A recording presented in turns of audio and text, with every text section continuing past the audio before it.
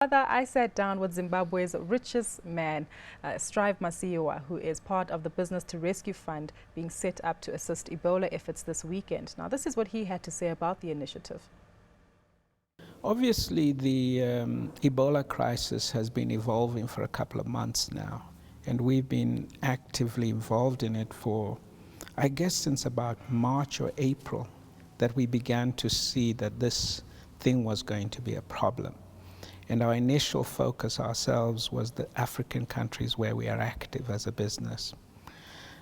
But in the last 2 months or so, the chair of the African Union reached out to a group of African business leaders to say, how can we collaborate our efforts, particularly with dealing with the challenge at source, which is going to the countries of Guinea, Sierra Leone, and Liberia. And basically, we've been heavily engaged with her because she has a very special mandate. Number one, most people forget that Dr. Zuma is a medical doctor. You remember she was Mandela's Minister of Health. I don't know anyone who really understands this issue from both in terms of its medical clinical side, its public health issue, as well as the leadership issues on how to tackle it, as well as she does.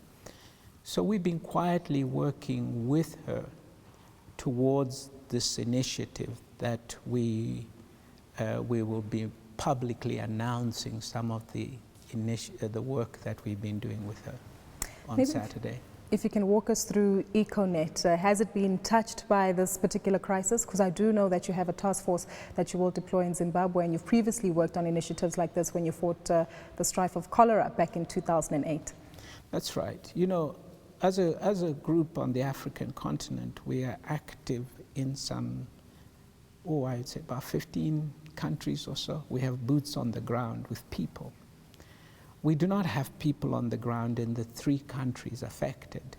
But of course, we are affected by anything that affects the African economy. And above all, we are affected by anything that affects human life.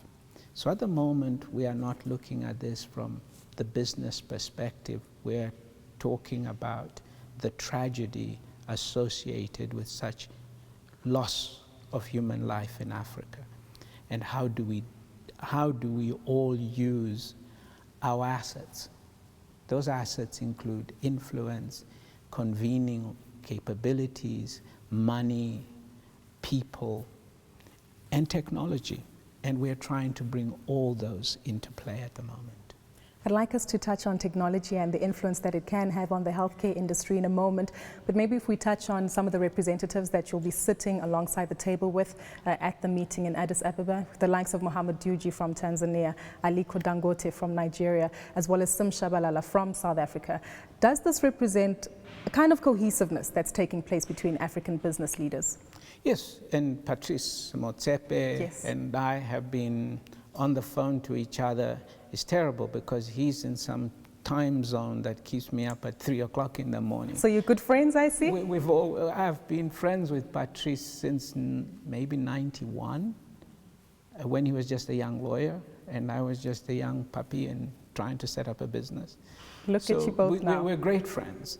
And you know, the thing is, we all know each other and we work together extraordinarily well. I know Sifiso Dabengwa, for example, he's going. I've been talking to Putu Manhleko. We've been talking about, we're on to each other over this, urging each other on, pushing ourselves, discussing various solutions. So I understand that there is there'll be about 30 people, but the list is growing quite dramatically. There are a lot of people who have been calling to say, you know, why aren't we included? And I say, you are included, just get on the plane. We'll see you there. So we are expecting, obviously it's a roundtable discussion. So it will look at, it will be chaired by Dr. Zuma herself. the president of the African Development Bank is her principal partner on this project. So Donald Kaberuka will be there, and he has been a remarkable voice on this. And then we have got the messages that are coming through from the elders. Kofi Annan has issued a statement. General Basanjo, former president of Nigeria, as you know, he's also issued a statement, Gracia Machel. So there is a lot of interest around this roundtable.